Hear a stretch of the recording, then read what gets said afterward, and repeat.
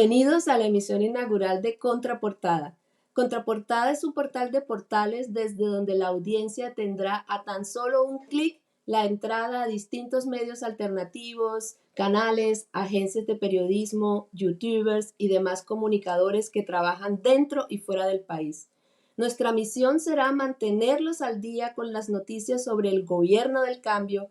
En diferentes secciones podrán enterarse de los aconteceres de los territorios, la Colombia profunda, y en la sección Voces de la Diáspora te acercaremos un poco más a las realidades de ese gran territorio que es también amor, paz y Colombia, potencia mundial de la vida.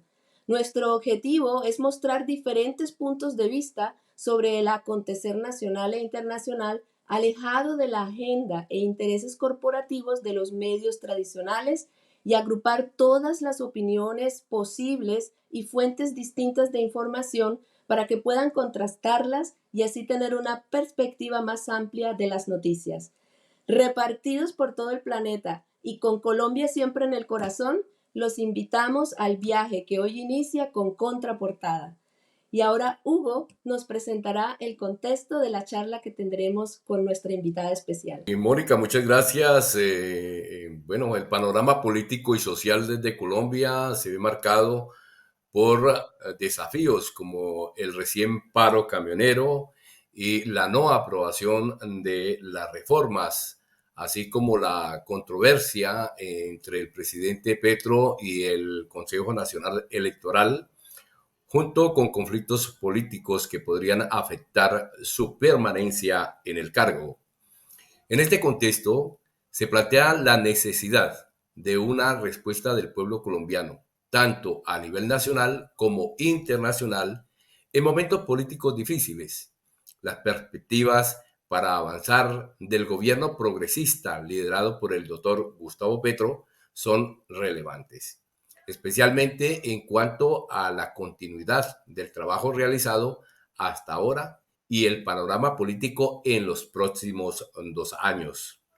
La izquierda y los sectores progresistas, a pesar de estar enredados en torno a la unidad, deberán consolidarse para enfrentar los retos del pacto histórico y proyectarse como un partido unitario en Colombia. En relación a la diáspora colombiana, se plantea cómo podría mejorar su situación, considerando la falta de apoyo, dificultades en la atención consular y repatriación insuficiente de connacionales fallecidos, a pesar de su contribución al país. En cuanto a la posibilidad de una mujer presidenta en Colombia, se analizará hipotéticamente cómo contribuiría a la continuación del gobierno progresista, tomando como ejemplo el ascenso de mujeres progresistas a cargos gubernamentales en América Latina. Mónica, ¿a quién tenemos como invitada para esta charla en el día de hoy? Gracias, Hugo. Hugo, para charlar sobre estos temas, el equipo de Contraportada ha invitado a la doctora Carolina Corcho Mejía, médica, psiquiatra y politóloga. Es ministra de Salud y Protección Social en el gobierno del cambio del presidente Gustavo Petro. Siempre en primera línea de lucha por los derechos de los colombianos. Para todos nosotros es un enorme honor tenerla aquí con nosotros. Doctora Carolina Corcho, bienvenida a Contraportada. Muchas gracias, un saludo a toda la audiencia de Contraportada, a Hugo, a Mónica, por esta invitación. Gracias. Vale, y los panelistas que por el momento nos acompañan, pues es Luz Acevedo desde Reino Unido, Hugo Orjuela desde Bélgica, tenemos a Álvaro Mejía desde Estados Unidos y mi persona desde Alemania, Mónica López. Pues vamos directamente a preguntarle a nuestra querida invitada, Carolina Corcho, muy cortamente, ¿cuál es su visión del panorama político y social actual en Colombia? Bueno, Mónica, pues ciertamente asistimos no solamente a un cambio de gobierno, sino a una transición de lo que denominamos régimen, todas las estructuras del Estado. Y pareciera que los sectores políticos que han detentado el poder en Colombia no han aceptado que perdieron las elecciones y que hay un nuevo gobierno con una visión distinta que fue elegido democráticamente en este país. Hay una negativa frente a eso y por supuesto han movilizado todo lo que tienen a su alcance para poder obstruir y oponerse a cualquier avance de transformación que tenga el proyecto democrático en Colombia. Esto se hace a varios niveles. A nivel, por ejemplo, de la Corte Constitucional, el hecho de que la Corte Constitucional haya aceptado demandas para declarar inexequibles artículos de la reforma tributaria en relación con los impuestos y las regalías de transnacionales frente al tema minero, en donde perdimos los colombianos con ese fallo de la Corte Constitucional que es absolutamente regresivo, 6 billones de pesos de recaudo que tendríamos que estar recibiendo por la explotación del subsuelo y por los impuestos de transnacionales, los perdimos. Esos 6 billones que podrían ser destinados a inversión social, a escuelas, a hospitales, a colegios, para poder sacar a la ciudadanía de la pobreza, pues por un acto regresivo de la Corte Constitucional.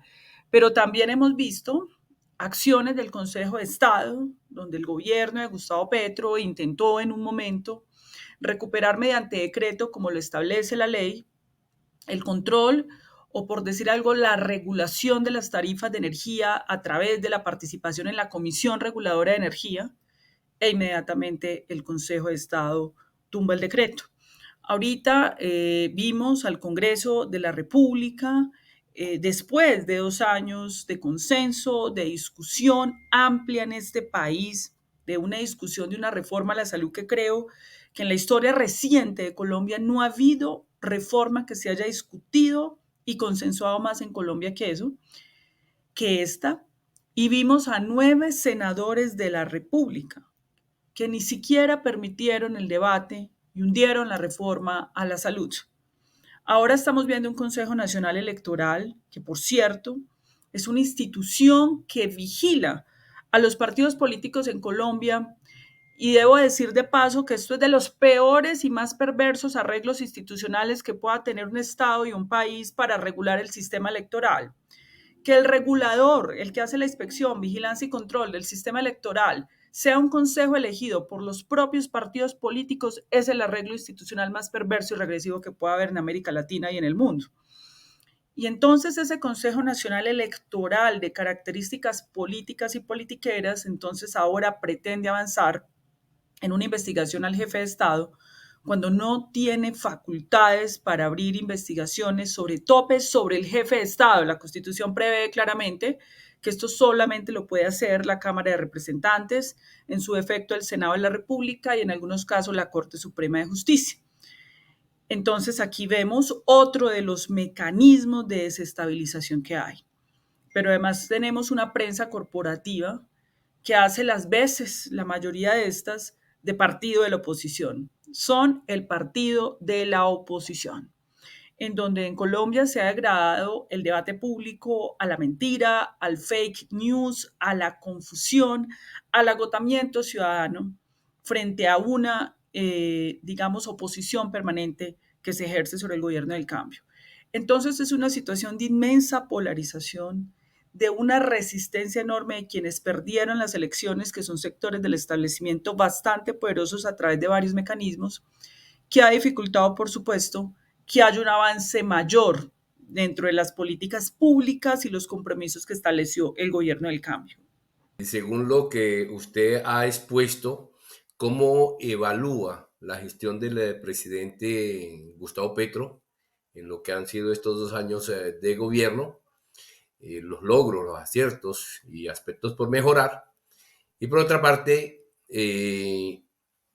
¿cómo ha sido esa respuesta del presidente frente a los desafíos que ha tenido que enfrentar en estos 2 años de gobierno?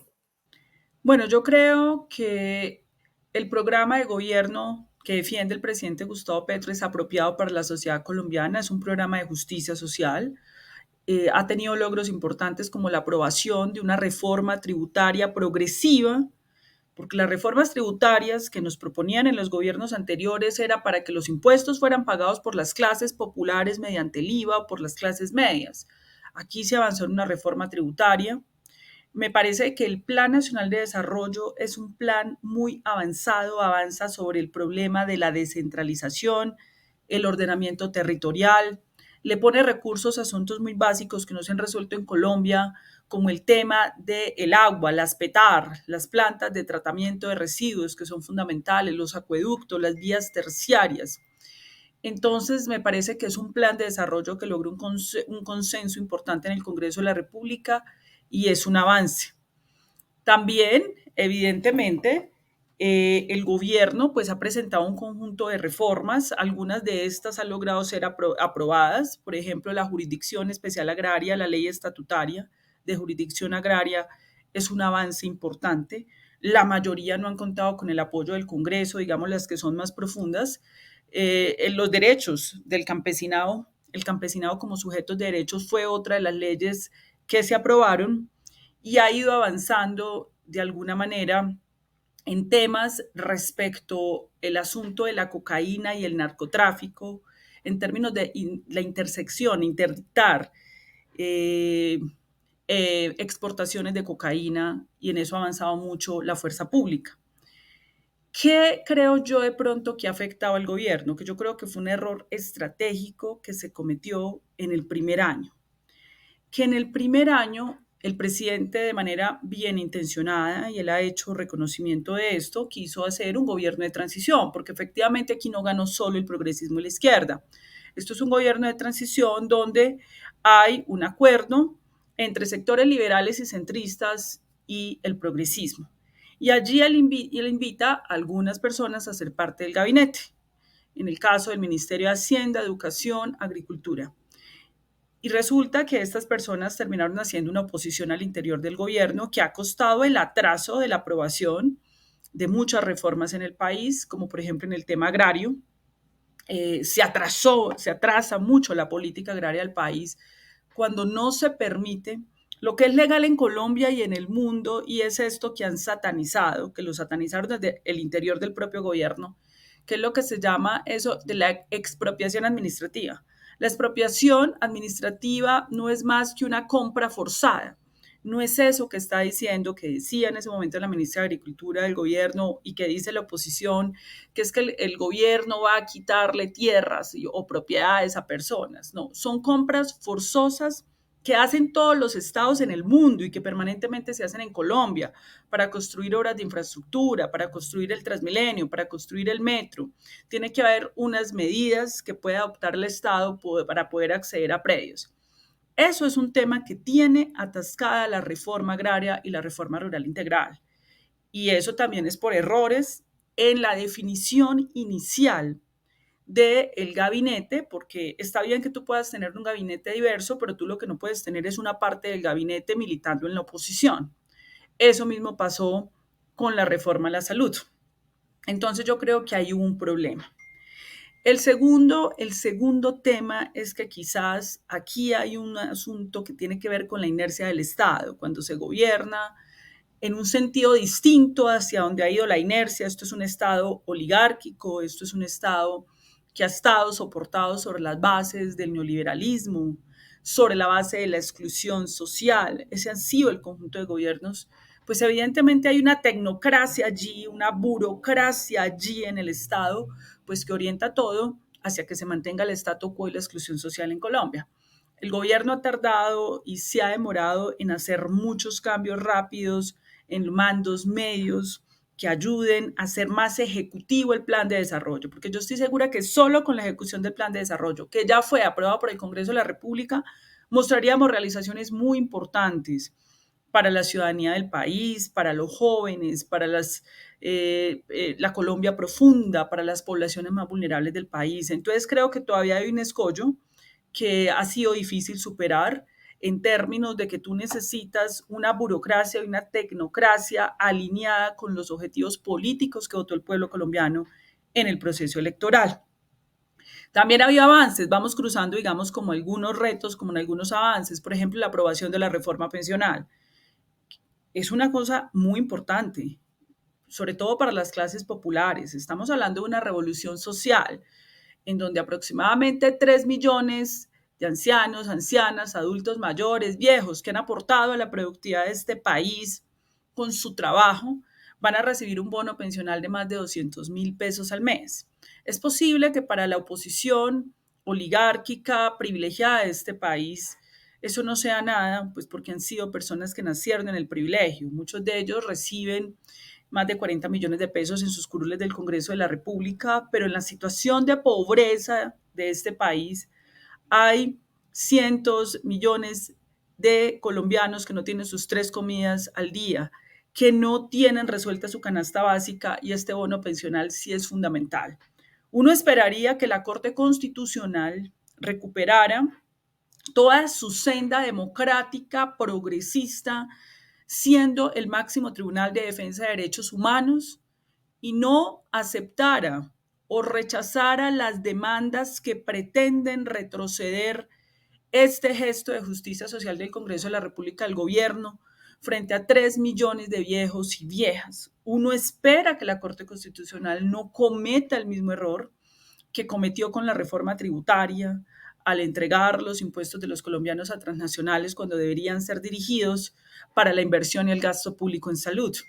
Entonces, en ese sentido, yo sí creo que es un avance esa reforma pensional y tenemos que superar ese escollo de ciertos sectores del régimen político colombiano que no han podido entender que el país necesita cambiar, el país necesita modernizarse. Hay partes de Colombia que está en el siglo XIX, necesita llegar al siglo XX o al menos y también al siglo XXI.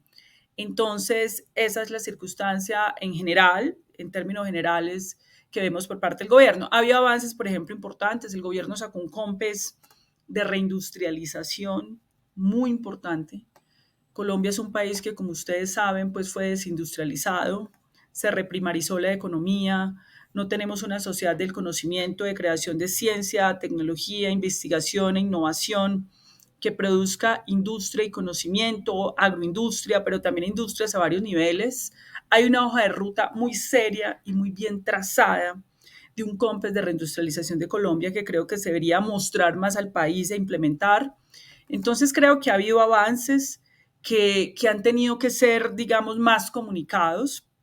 Evidentemente, el proceso comunicativo de este gobierno, que ha sido débil, también encuentra un escollo y una dificultad en el hecho de que tienes permanentemente al partido de la oposición corporativa generando desinformación. Entonces eso desgasta mucho el país en la posibilidad de que podamos tener debates serios de país. Cuando un país tiene una mala oposición, una oposición antidemocrática, precaria, sin ideas, pues eso también precariza el país en total y no le ayuda al gobierno, porque el gobierno podría mejorar mucho más, avanzar mucho más si tuvieras al frente una oposición inteligente, precisa, señalando los puntos para poder que se avance en el país, pero eso es lo que no tiene, eso es lo que no tienes. Entonces eso debilita inclusive mucho al propio gobierno tener una mala oposición. Luz Acevedo, de Londres. Doctora Carolina, muchas gracias por estar hoy acompañándonos acá y más aún cuando nuestro presidente Petro se encuentra precisamente en la ciudad de Armenia haciendo presencia en este encuentro de medios alternativos, comunitarios y digitales. Como usted puede ver, Contraportada es una plataforma de medios alternativos, pero a nivel internacional que estamos, pues, colombianos haciendo patria desde este lado del mar y participando también en el tema de las comunicaciones. Desde las históricas elecciones, cuando el pacto histórico ganó la presidencia y también un gran número significativo de representantes y senadores en el Congreso, poderosos grupos económicos, también políticos procedentes de la derecha como medios alternativos han obstruido el mandato de nuestro presidente Gustavo Petro y de su gobierno. Ahora, a este tipo de ataques se une el Consejo Nacional Electoral. ¿Cómo ve usted que esto pueda afectar la democracia, el derecho, el Estado de Derecho y el mandato del presidente? Muchas gracias. Bueno, evidentemente está siendo afectado y como lo decía al principio, aquí hay un error de origen en el diseño institucional del Estado y es el hecho de que el control del sistema electoral esté a cargo de una institución cuyos magistrados son elegidos por los propios partidos políticos. Yo creo, digamos, que eso es una figura institucionalmente bastante perversa, porque pues evidentemente tú tienes un Consejo Nacional Electoral que actúa por persecución política como están pretendiendo dos miembros opositores de este Consejo al intentar presentar un fallo para enjuiciar la figura del presidente, siendo inconstitucional cuando ésta tiene un foro integral que solo puede ser juzgado por el Congreso de la República y en algunos casos por la Corte Suprema de Justicia. Evidentemente esto genera inestabilidad, porque digamos ha habido una decisión de la élite política y económica que perdió las elecciones en el año 2022 de no permitir ningún cambio en Colombia, de desgastar el gobierno y generar un proceso de obstruccionismo y confusión general a partir de alguna prensa corporativa que permanentemente está editorializando, magnificando errores del gobierno, minimizando los logros del gobierno como una manera, digamos, de adormecer y de generar una confusión en la opinión pública y en el pueblo colombiano. Esto pues evidentemente no tiene precedentes, este nivel de polarización, de degradación de la política, de degradación de la oposición, y no tiene precedentes pues en tanto es la primera vez que llega un gobierno democrático, progresista a este país, y es la primera vez después de la Constitución de 1991, que fue la gran transición, donde estamos hablando de una transición de régimen, que haya un cambio en diversas instituciones del Estado. Por ejemplo, la Fiscalía General de la Nación, que también tiene un diseño constitucional cuya elección depende del presidente de la República. En este caso, el presidente le dio una dignidad de ternar mujeres independientes, capaces, penalistas, pero es porque es el caso de este presidente.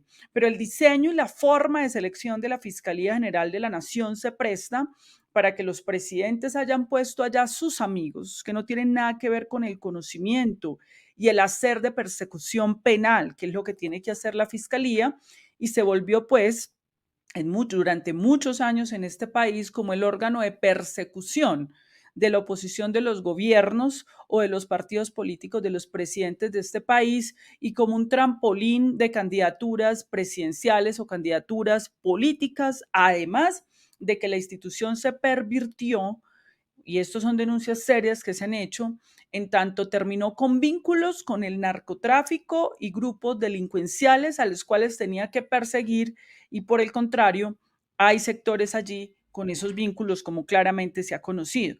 Entonces, evidentemente, eso es a lo que yo llamo transición del régimen, cuando diversas instituciones más allá del Ejecutivo empiezan a cambiar para democratizarse, para que de verdad ejerzan su labor independiente.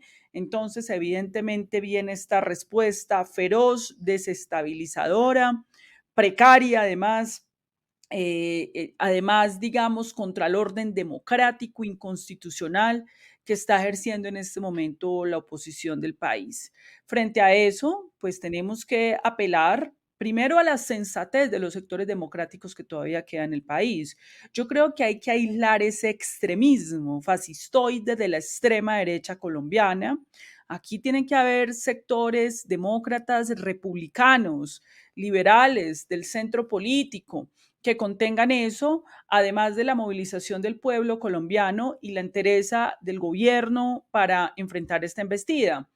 Es muy importante eso que mencionan de que el presidente esté con los medios alternativos porque efectivamente se requiere una estrategia de comunicación eficaz para tener contacto con la región, con la ciudadanía, explicar las políticas públicas, las reformas y eludir el conjunto de mentiras que se enuncian todos los días en Colombia respecto al accionar del gobierno. Doctora Corcho, usted nos ha dado un gran resumen sobre la situación del país y sobre todo lo que el presidente Petro ha podido lograr. ¿Usted cómo piensa que debería ser la estrategia para mantener y dar continuidad al trabajo del presidente Petro y del gobierno del cambio y que lo construido en 4 años no se vaya a perder? Bueno, lo primero es que se tiene que terminar muy bien estos 2 años y esto implica hacer una buena ejecución del plan de desarrollo. Yo creo que hay un buen plan de desarrollo. El plan de desarrollo tiene instrumentos muy importantes que el gobierno puede implementar ya. Como decía ahorita, también hay un COMPES de reindustrialización que es fundamental para la economía de este país y hay un conjunto de reformas este semestre. Voy a mencionar 4 que son fundamentales: la reforma a la salud, que se va a volver a presentar por parte del gobierno nacional de manera más acotada, pero manteniendo los consensos y los acuerdos que se habían logrado ya en la Cámara de Representantes en la legislatura pasada. La reforma a la educación superior, para cumplirle a 2 millones de jóvenes que en este momento no tienen acceso a la educación superior. Eso es una cosa muy fuerte, que estos jóvenes no tengan la posibilidad de dar el salto social de la educación superior. Esa es otra fundamental en este tema. La reforma agraria o los desarrollos de la reforma agraria mediante la jurisdicción especial agraria para que haya justicia en el campo, para equiparar las desigualdades en las resoluciones de los conflictos de la tierra, de donde un poderoso terrateniente tiene que enfrentar, o un campesino tiene que enfrentar a un poderoso terrateniente. Tiene que haber una justicia que obviamente desequilibre las inequidades y le dé más poder a ese campesino para igualarlo en esa resolución de conflictos frente a la tenencia de la tierra, a los usos, los desarrollos tecnológicos. Eso es otra reforma muy importante. Hay otra también que es muy importante que el gobierno avance y tiene que ver con la paz total.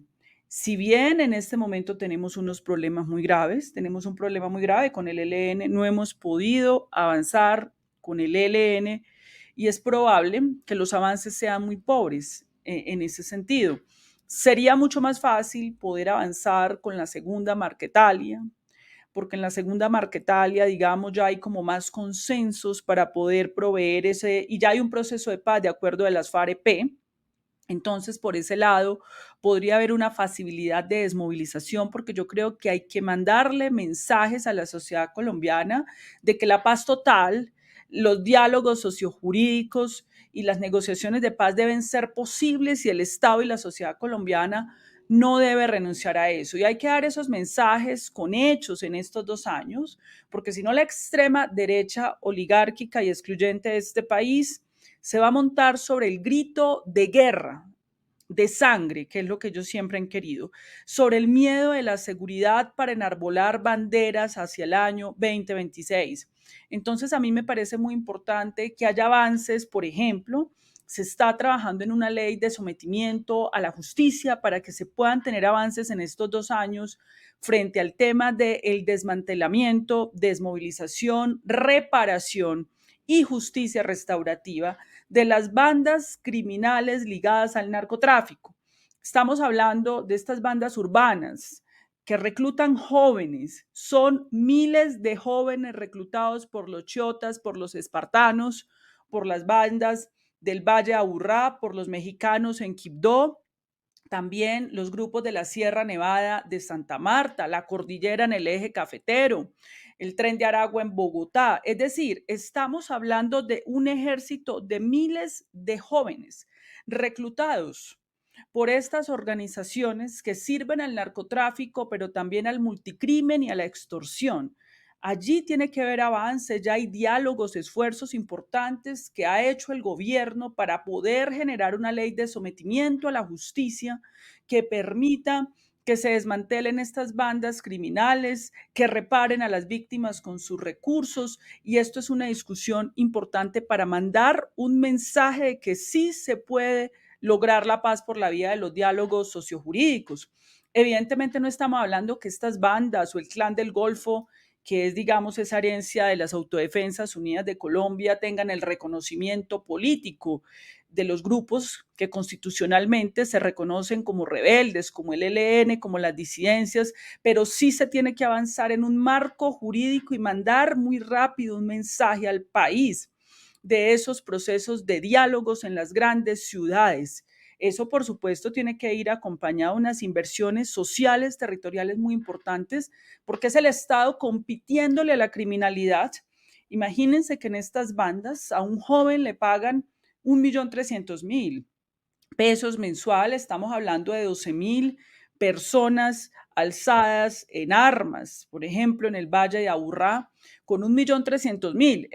El Estado tiene que competirle a esa criminalidad que es bastante rentable y que emplea a la juventud. Eso es un reto fundamental porque si no en el 2026 las banderas de guerra serán levantadas por la extrema derecha.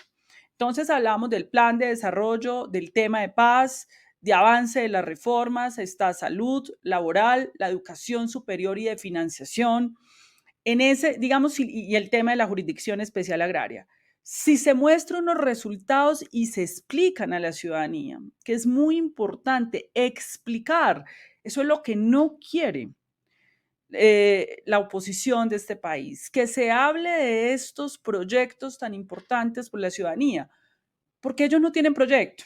¿Cuál es el proyecto de la extrema derecha y las élites político-económicas de este país? El statu quo. Y el statu quo es impopular porque ha sido excluyente, porque ha llenado de sangre este país.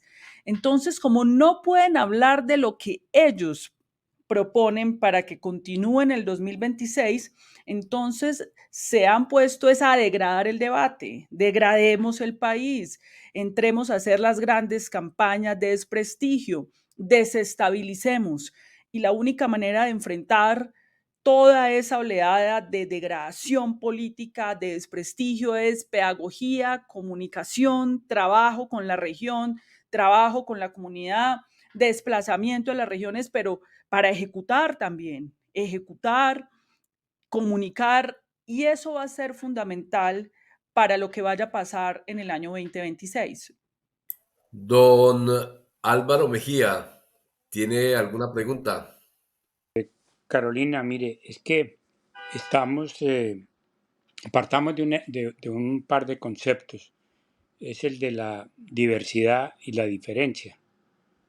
Asumimos que la diferencia es política mientras la diversidad es un fenómeno cultural, es cómo somos colombianos, cómo somos colombianos en Antioquia o colombianos en la costa o colombianos en los llanos. Esta diversidad creo que el Petro y su gobierno la han querido hacer visible, la han sacado, que es de donde surge la Colombia profunda, que reaparece. Quienes llevamos años en esto, solo lo vimos salir hace muchos años, en el 70, que sale un montón de gentes que no tienen ninguna posibilidad de nada y llevan al general a ganar. Lo que me cuestiono es esta situación de hoy en términos de la identidad en la diferencia, o sea, en lo político. Es que pensándolo hacia el 26, mi pregunta va orientada a cómo vamos a llegar al 26. Primero tenemos que establecer una identidad, llámese partido único, frente amplio, pero una identidad que, digamos, ya está en muy buena parte, no sé si usted esté de acuerdo con eso, que es que el programa de Petro es un programa muy serio, muy sustentado, con mucha base académica y que tiene, para mi gusto, tres ejes centrales, que es la vida como valor absoluto, la paz y la democracia, profundizar la democracia. Creo que se ha trajinado en esta charla con todo eso. Pero ¿cómo ve usted nuestras identidades políticas hacia el 26 y cómo ve las de una derecha que para mi gusto cada día se desconfigura, pero no su poder? Se desconfiguran en la opinión, se desconfiguran en lo político, se les está cayendo el armatroste encima, pero eso no quiere decir que van a llegar debilitados, ellos van a llegar con lo de ellos. ¿Cómo usted ve ese panorama y cómo se ve usted en ese panorama? Bueno, lo primero es que, a ver, hay que hacer una claridad desde el punto de vista legal. La posibilidad de un frente amplio imposibilita que la bancada mayoritaria del pacto hoy pueda continuar en el Congreso. Es decir, La ley en Colombia hoy solo permite que una bancada que ya superó el 15% y que es mayoritaria en el Congreso de la República pueda mantener esos senadores configurándose como partido. Por eso el partido es necesario, es una obligación legal, es una obligación normativa si queremos mantener esas mayorías e inclusive aumentarlas. De ahí tú puedes proyectar un frente con otras fuerzas políticas liberales, de centro izquierda, pero sí se necesita el partido en términos del Parlamento. Ahora bien, viene la discusión sobre cómo debe ser ese partido. Si el partido se vuelve una estructura cerrada, aparatista, que continúe tomando decisiones, por decir algo, a bolígrafo, con listas cerradas, yo auguro que eso va a ser un gran fracaso. No vamos a necesitar ni siquiera que la extrema derecha se oponga a nosotros, sino que por nuestra propia daga, eso va a ser un fracaso porque se pueden perder curules.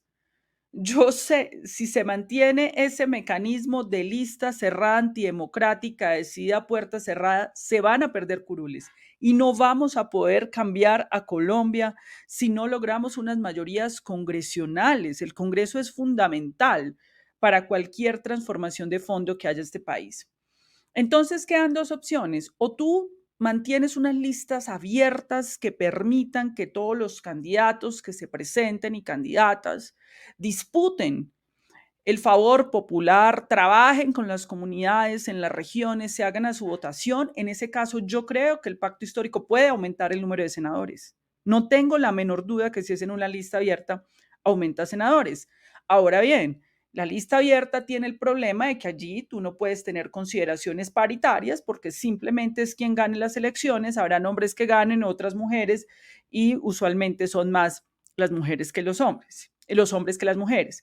Entonces existe otra opción, que es la lista cerrada con consulta abierta, no consultas cerradas, porque volvemos a lo mismo. Volvemos entonces a encerrarnos entre nosotros mismos, que es muy propio de la tradición de los partidos de la izquierda, y efectivamente eso tampoco va a funcionar. Si son consultas con calendario, con voto popular abiertas, eso puede funcionar en una cremallera que organice la lista, donde quien más saque votos encabeza, si es mujer o hombre, encabeza, y de ahí vamos haciendo paritario en cremallera hombre y mujer, pero abierto a la ciudadanía, porque la mayoría del voto progresista es el voto de opinión, no el voto de la militancia del partido. Si tú te encierras en la militancia del partido, perdiste al pueblo colombiano y perdiste al progresismo, que está allá afuera, no dentro. Entonces allí hay un reto que hay que ver cómo está la discusión. No he visto que se haya dado una discusión abierta. Yo creo que las discusiones sobre este tema deben ser públicas, abiertas, sobre la mesa. Eso tiene que ver con la madurez democrática, que ya tiene que tener un proyecto político, que ya ha sido gobierno y que aspira a cambiar a Colombia. Poner estas ideas sobre la mesa, uno aspiraría a que estas discusiones se estuvieran dando abiertamente y que fuera mucha la gente que estuviera opinando, discutiendo a favor o en contra, para poder hacer una ilustración misma sobre la democracia, el progresismo y al conjunto de la sociedad colombiana. Me preocupa que no veo esa discusión abierta. Esa es una de las cosas que me preocupa. Ahora bien, viene el frente. El progresismo no tiene las mayorías en Colombia. Aquí necesariamente se requiere un acuerdo programático con un frente amplio. Ese frente amplio es liberal y de centro, que permita, por supuesto, construir las mayorías bajo unos acuerdos programáticos de mínimos para cambiar a Colombia. No es un acuerdo programático para que Colombia siga igual, es un acuerdo programático para que Colombia continúe el cambio. Y en ese sentido hay que tener la apertura a sectores del Partido Verde, del liberalismo, sectores centristas para hacer ese gran acuerdo. Ahora, ¿cómo me veo yo ahí? Eso depende. El origen mío son los movimientos sociales y la sociedad civil. Yo soy, por decir algo, ese voto de opinión de la izquierda democrática. Si lo que se constituye es un espacio cerrado, en donde no tengamos la opción de participar los cientos de miles, porque como yo somos cientos de miles o millones de colombianos que no hemos militado en los partidos históricos de la izquierda, pues entonces si se configura un escenario cerrado, pues somos millones los que no vamos a poder estar ahí. Pero si se configura un escenario abierto, democrático, donde todos aquellos puedan participar, pues por supuesto que ahí estaremos, pero también, digamos, depende de cómo se desarrolle ese proceso que se tiene que dar cuenta de cómo se desarrolle en los próximos meses.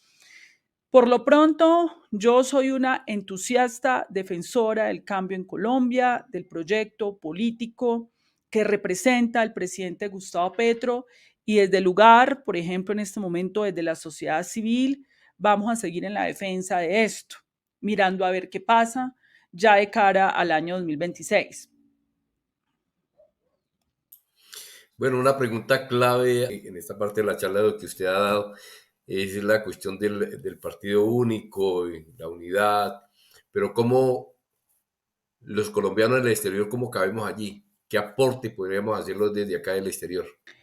Sí, yo creo que eso todavía, digamos, es lo mismo que nosotros estamos preguntando, es decir, si es un partido democrático, ¿y qué es un partido democrático? Es que un partido político no es un fin en sí mismo, yo lo he dicho en unas columnas que he escrito, es un medio para comunicar al pueblo, a la sociedad, a la comunidad, con el gobierno y con los organismos del Estado.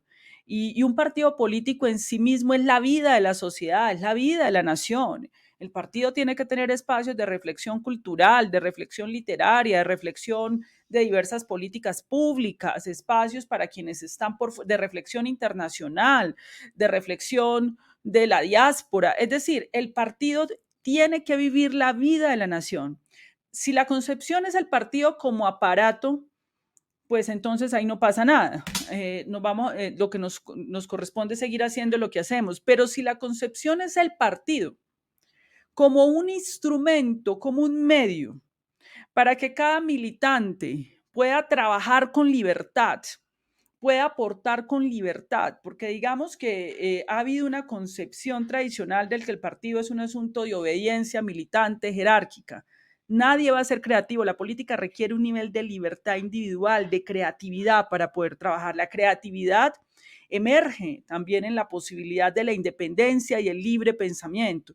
Si el partido da esas condiciones, las personas que están en la diáspora, quienes estamos en los movimientos sociales, el ciudadano, el común, van a encontrar desde su lugar, desde lo que hace, cómo puede participar de allí.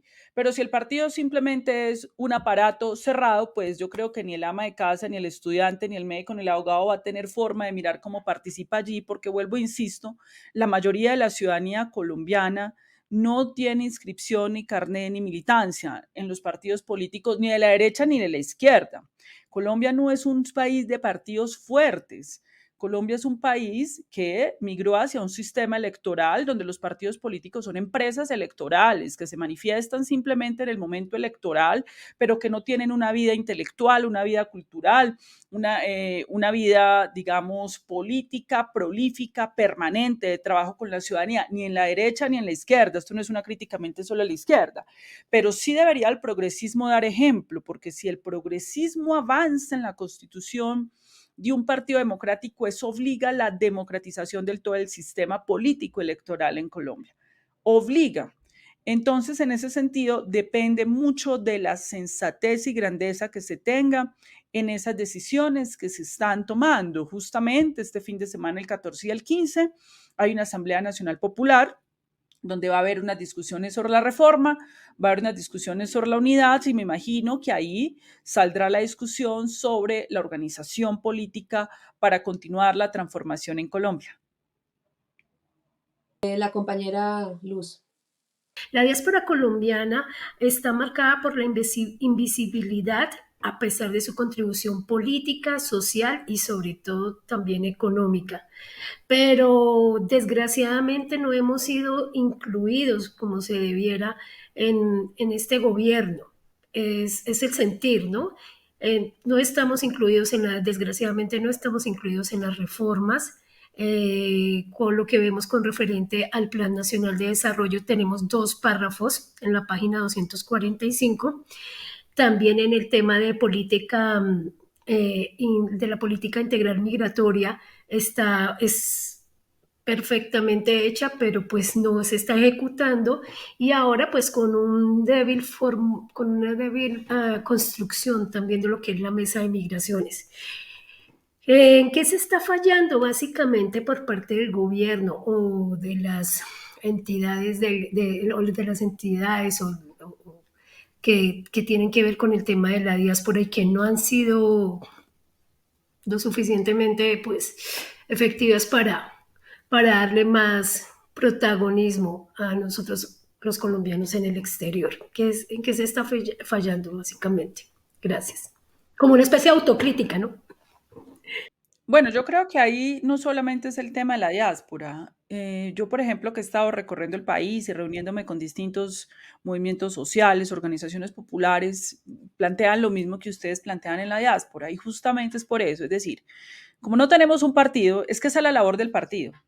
El partido tendría que estar haciendo la conexión en los ojos del gobierno, en la sociedad, en la región, en la diáspora, en la Colombia profunda, en el campo, en lo urbano, en lo rural. Es decir, eso es lo que permitiría un partido político, que no lo tenemos, porque entonces queda el gobierno solo enfrentado a la sociedad. Y yo, que he estado en el gobierno y estoy ahora por fuera del gobierno, sé la diferencia cuando uno está allá, porque uno está abrumado, uno está en una burbuja, uno tiene como a veces, como se llama, unos ganchos ciegos, unos puntos ciegos que no le permitan ver más allá. Cuando uno está en la sociedad civil puede ver muchas cosas, por eso la importancia de la escucha de un funcionario público que está allá, que no ve lo que pueden ver quienes están por fuera. Y es muy importante esto porque, mira, nosotros tenemos experiencias en procesos latinoamericanos donde todos los movimientos sociales fueron para el gobierno. Y de repente el gobierno terminó en un golpe de Estado y nadie se dio cuenta que venía el golpe de Estado, nadie se dio cuenta que el gobierno estaba perdiendo popularidad. Fue el caso brasilero. Y el único movimiento social que no terminó en el gobierno ni cooptado dentro del gobierno fue el que terminó enfrentando en las calles la defensa del presidente Lula cuando terminó preso. Eso mismo, digamos, pasó, y esto lo decimos con autocrítica analítica, no es una crítica a nuestros países hermanos, pero no digamos en términos negativos, sino de aprendizajes. Uno debería tratar de aprender de ellos. Por ejemplo, el caso de Bolivia. Entonces, si todo el movimiento social queda subsumido dentro del Estado, queda subsumido dentro del gobierno, de repente no te das cuenta cuando no ves venir a la extrema derecha, porque perdiste la calle, perdiste, digamos, como la conexión con las fuerzas vivas de la sociedad. Y entonces ya vemos las dificultades que tuvieron con otro golpe de Estado que hubo allá, y pues evidentemente ya hay una división muy grande en el MAS entre el grupo de Evo Morales, el presidente Arce, porque no ha habido una unidad suficiente. Entonces es muy importante porque el partido tiene una conexión con los movimientos sociales y la sociedad civil, y en los ojos del gobierno frente a esas realidades. Eso, digamos, es lo que explica que esto que tú dices hoy, que no es solo la diáspora, tú lo puedes escuchar en todas partes, sea una queja recurrente. El por qué hay mandos medios y funcionarios del uribismo todavía en las regiones de Colombia dentro de este gobierno, obstruyendo y nombrados por el gobierno del cambio. Porque no, ¿quién es el organizador para identificar cuáles son los mejores ciudadanos, los ciudadanos más capacitados? Y eso no es clientelismo, como dice la derecha. Es que hay ciudadanos muy capaces, demócratas, formados en el conocimiento del Estado, que pueden apoyar el gobierno. Eso es muy difícil, digamos, no ha habido, digamos, como ese mecanismo, como no tenemos un partido político organizado que haga esa identificación, que forme esos hombres y mujeres de Estado, porque el partido es el escenario donde se forman los hombres y mujeres de Estado para ser parlamentarios, parlamentarias, ministros, directores. Eso nos está cobrando esta situación que están viviendo ustedes y que está viviendo mucha gente. Por eso no se puede repetir, y un proyecto democrático, una continuidad de gobierno, sí tiene que contar con esa figura partidaria que tiene que converger luego en un frente amplio. Ahora, hay otra confusión sobre el Frente Amplio. El Frente Amplio de Uruguay, fíjense en ustedes que la mayoría del Frente Amplio de Uruguay, los que cohesionan el Frente Amplio de Uruguay son los independientes, la ciudadanía independiente. Eso es lo que ha mantenido el Frente Amplio Uruguay. Cuando el Frente Amplio Uruguay se aleja de los movimientos sociales, deja de interpretar esa ciudadanía que es la mayoría de su base social, pierden las elecciones. Entran en un proceso de crisis donde empieza a gobernar la derecha. Yo conozco muy de cerca estos procesos latinoamericanos porque yo soy latinoamericanista, fui fundadora de la Red de Mujeres Progresistas de América Latina y hago parte de varios escenarios internacionales de cooperación donde conversamos sobre estas experiencias, a ver si por la vía de la experiencia del otro aprendemos. Entonces, vuelvo e insisto, es el partido al frente, pero el reconocimiento de los independientes, de la ciudadanía, o si no te desconectas del movimiento social y te pasa lo que está pasando y lo que ustedes están señalando. Doctora Corcho, ya sabemos que su tiempo es corto y ya estamos casi pues para finalizar. Quisiéramos hablar un poco de su liderazgo y del futuro de Carolina Corcho. Nosotros sentimos durante su periodo ministerial que sufrió muchos ataques. Usted se sintió víctima de violencia basada en género. Y si así fue, ¿cómo fue su experiencia y qué mensaje le puede enviar a las mujeres que sufren por estos ataques también? Bueno, a mí me preguntaba mucho eso la prensa. ¿Usted la atacaron por ser mujer? Y yo le respondía, no, a mí no me atacaron por ser mujer. A mí me atacaron por 92 billones de pesos que ruedan sin control en este país, que se los están robando, sobre el cual se ha sustentado inclusive la financiación de grupos armados ilegales, el sostenimiento de clientelas políticas y que ha costado la vida de cientos de miles de colombianos. A mí me persiguieron fue por eso, porque osamos presentarle una propuesta de muchos años de trabajo de la intelectualidad democrática más grande de este país, con los movimientos sociales, con la ciudadanía, con expertos, con líderes populares, mezclando todos los saberes, compartiendo saberes, un trabajo de 10 años de cómo le hacíamos una propuesta a este país para que su segundo presupuesto de la nación, que son más de 90 billones de pesos, el 7% del PIB, no estén robando sin control de manera opaca, sosteniendo el orden conservador de este país, mientras que cientos de miles de ciudadanos mueren. Esa es la razón por la que a mí me atacaron. Y por supuesto que fue muy duro. Luego entendí. Alguna vez hablaba con el presidente y él me decía, Carolina, esta va a ser la reforma más difícil. Y hablando con algunos amigos del Frente Amplio Uruguay, me decían, Carolina, la reforma más difícil de nosotros fue la reforma a la salud, porque tiene que ver con asuntos muy sensibles como la vida, porque es un cash. Es una plata que tiene que salir necesariamente del Estado porque de eso depende una vida, pero aquí ha habido un aprovechamiento de ese manejo privado de recursos públicos, ese manejo opaco, aupado durante 30 años en Colombia por todos los gobiernos anteriores para hacer de eso un vulgar negocio de financiación de estructuras clientelistas y criminales. Esa fue la razón por la que a mí me persiguieron. Y yo lo asumo. Porque finalmente nosotros sabíamos lo difícil que iba a ser esto. Yo le dije al presidente, esto va a ser muy duro, se nos va a venir el mundo encima. Nadie osaba en este país siquiera cuestionar el arreglo institucional, porque ese arreglo institucional que posibilita el saqueo de billonarios recursos públicos es aupado por organizaciones científicas, técnicas, expertos del neoliberalismo, eso tiene un prestigio, eso ha sido revestido de un prestigio. Hay hasta teorías económicas supuestamente prestigiosas que aupan lo que es simplemente unas modalidades de manejos opacos de recursos públicos que cuestan la vida. Osar desafiar eso es apuntarle al corazón del modelo del capital financiero frente a la vida. Osar hacer eso, yo sabía que nos iba a parecer muy costoso. Y obviamente tenía un problema, que fue el que mencioné, y esto yo lo he escrito, lo he dicho públicamente, el presidente lo ha reconocido, por eso lo cuento aquí, y es que teníamos la oposición dentro del gobierno. Entonces, una cosa es un gobierno que está cohesionado en una lucha muy difícil y tiene que enfrentar la oposición afuera. Otra cosa es cuando tú tienes una avanzada la oposición adentro, dentro del propio gabinete. Mucha de mi desgaste duro fue al interior del gobierno, la guerra del gobierno. El presidente del Senado de la República, inclusive del Pacto Histórico, salía a desprestigiarme semanalmente en la prensa. Imagínate ustedes, eso es increíble, porque generalmente los gobiernos actúan de manera coordinada.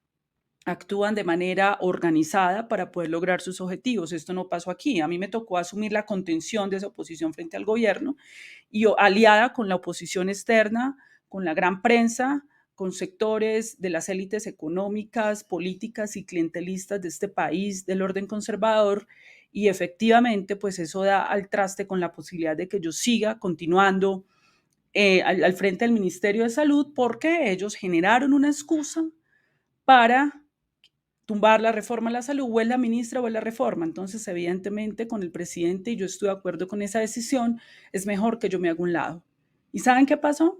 Cuando yo salí del Ministerio de Salud y Protección Social, dejamos aprobados con mayorías y acordados casi más o menos unos 45 artículos de la reforma a la salud. Y dejamos acordado ya con los partidos políticos lo que finalmente aprobaron. Y luego yo salí y luego la hundieron. Después de que salí, hundieron la reforma a la salud. ¿Y cuál es el acuerdo al que van a llegar ahora con la nueva reforma que se va a radicar? El 95% de lo que nosotros acordamos.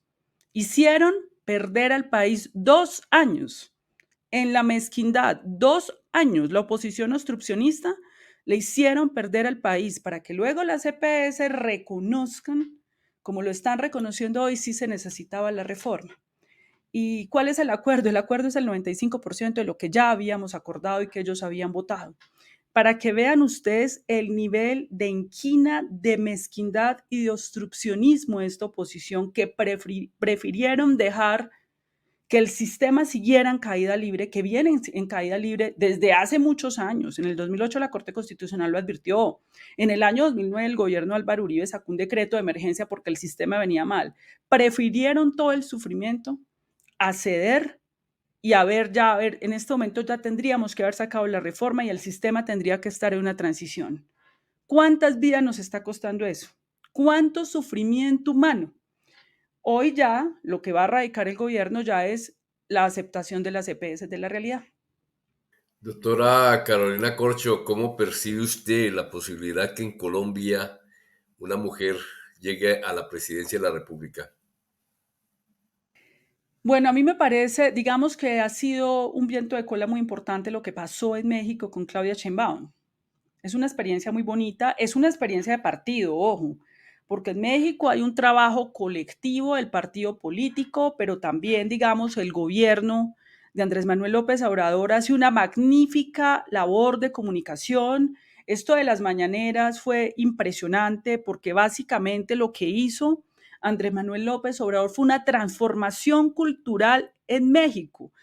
Cuestionó los cimientos culturales del pensamiento conservador, el conservadurismo oligárquico que ha gobernado, y mafioso también, porque México tiene unos problemas de narcotráfico peor que nosotros porque es una economía inclusive más grande, y horadó, digamos, esos principios de la cultura neoliberal.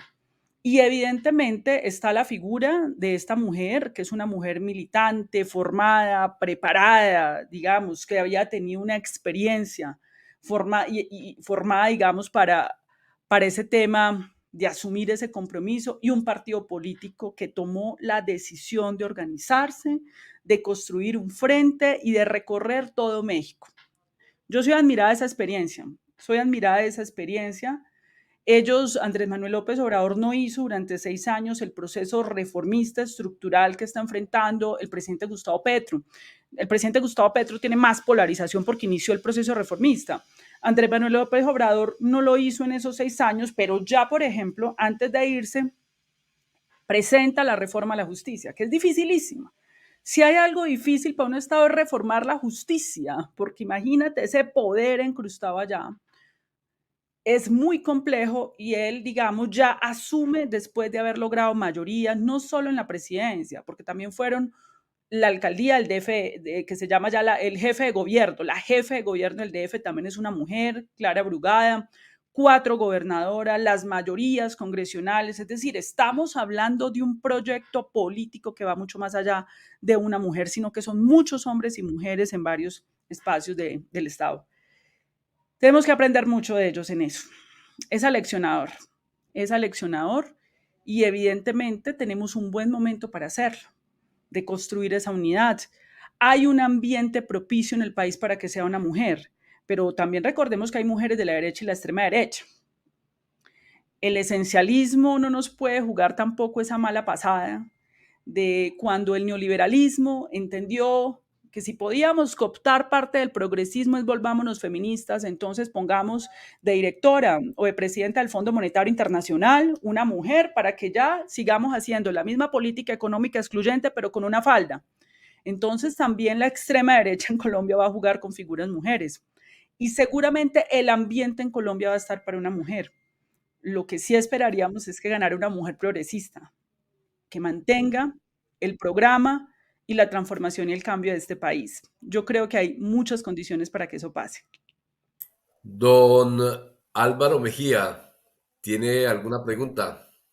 Una pregunta, Carolina. Yo sé que una de las grandes preocupaciones de todos los sectores es que no hay un partido de gobierno, que no hay un partido para ir a las próximas elecciones, que hay fracturas, que hay divisiones, pero hay también una izquierda que está aprendiendo estamos aprendiendo, para ser muy inclusivos en la autocrítica, estamos aprendiendo a salir de la antropofagia. Pero yo no soy, nunca he hecho práctica en un partido, digamos, comunista, es que la gente de los partidos comunistas se reproduce, salen del partido, pero quedan con la mentalidad de comunistas. Y no es una crítica, es una manera de ellos hacer política, de hacer militancia. Pero quienes no hacemos parte de los partidos tradicionales, quienes nos hemos jugado un poco más autónomamente en la heterodoxia, nos movemos muy cómodamente en la vigencia de movimientos, pero en los partidos nos enredamos, perdemos todas las elecciones, nunca sacamos un candidato, mejor dicho, para nada, somos un desastre electoral, pero reconocemos que hay que tener una estructura de partido. Digamos, le llevo una inquietud y una pregunta con eso. Estamos pensando muchos que nos estamos reuniendo la pluralidad política. Sobre todo estamos pidiendo, seamos plurales, respetémonos y cada uno desde cada niño con su boleta, cada niño con su juguete y vamos bien. Entonces, ¿no cree usted que el debate electoral tenga ya, y yo sí creo, yo asumo que usted sí lo cree, que Gustavo Petro elaboró un programa en conjunto con ideas de muchos sectores que pensaron este programa de reformas y que pensaron en el cambio de modelo económico y en el cambio del régimen político? Esto ya está como, digamos, redondeado. Yo diría, si no hay una propuesta de candidatos que diga, vamos a crear comités de trabajo, vamos a estructurar bases sociales y políticas para ganar en el 26. Confluyamos con todas estas mecánicas que usted plantea del proceso hacia las elecciones de frente y de partido. Y que se vuelva una división del trabajo, que todos los candidatos produzcan sus propios mecanismos para llegar a un debate serio, ya estructurado, pero que cada uno le aporte, que nos permita llegar a consensos y presentarnos para ver si somos capaces de que la gente elija, no un partido, que la gente elija el candidato o los candidatos que nos pueden representar. Y en ese sentido, pues que los candidatos se comprometan a construir partido, porque es que no lo tenemos. Yo estoy seguro que va a haber más petrismo que Colombia Humana y que Pacto Histórico. El petrismo va a crecer y se va a multiplicar. Esa manera en que lo está haciendo, digamos, vuelve el paro camionero, como decía Mao, convierte una derrota en una victoria, porque eso iba para meses, eso iba para tumbarlo, para inmovilizar el país. Mi pregunta es, ¿usted no cree que se le pueda pedir un pacto de caballeros y de damas para que los precandidatos sumen bases orgánicas de la Colombia profunda, de lo no organizado, de la opinión? Porque la izquierda está organizada, ella no necesita ayudas. Necesita ayuda es el petrismo, el voto de opinión, que simplemente se acerca o se aleja, porque así de fácil eso fluye. Quienes hemos hecho dinámicas de movimiento sabemos que fluye, que tanto va para un lado o va para otro. ¿Cómo ve usted esto de crear un pacto para poder tener un debate desde la izquierda cimentado en programas, plataformas, reformas, en convocatoria de ciudadanía, etc. No, yo creo que lo que dices es fundamental, es decir, lo que tiene que posibilitar el partido, la estructura, el frente, en su momento son reglas de juego ecuánimes, equitativas, para que quienes quieran aspirar busquen los votos con el pueblo colombiano y la sociedad colombiana. Esa es la clave, eso es lo que se tiene que garantizar, que cada quien que se vaya a candidatizar busque los votos y demuestre con los votos, porque buscar el voto implica inclusive crecer, formar el liderazgo, aprender a hablarle a la ciudadanía, aprender a persuadir, a convencer. Es un ejercicio político, inclusive de crecimiento, de formación del partido. Y esa es la regla del juego que se tiene que poner, para que entonces cada quien empiece a trabajar allá afuera, allá, en la ciudad, en el campo, con la diáspora, y no acá adentro viendo a ver cómo es que me hago a unos buenos amigos para que el aparato me favorezca.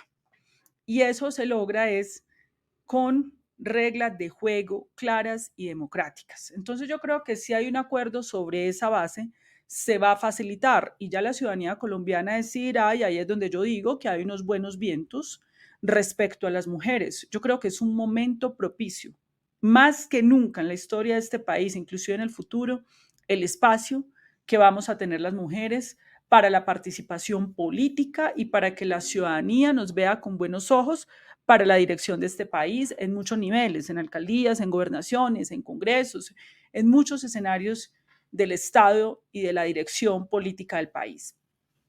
Para finalizar, disculpe, ¿cuál sería el mensaje que le envía usted a la diáspora desde Colombia? Pues el mensaje es que no perdamos la esperanza.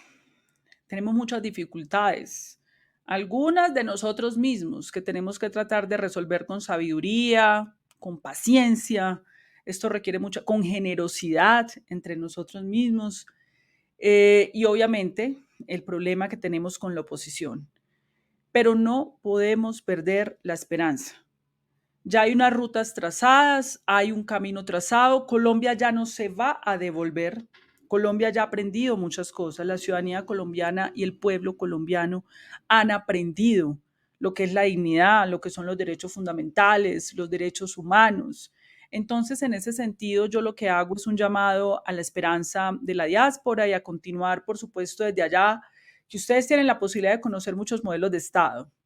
Muchas de las cosas que sataniza la extrema derecha, que nosotros estamos proponiendo en Colombia, ya pasaron en Estados Unidos, pero hace un siglo, y en Alemania, y en Inglaterra, en esos países en donde ustedes están, lo que nosotros proponemos ya pasó.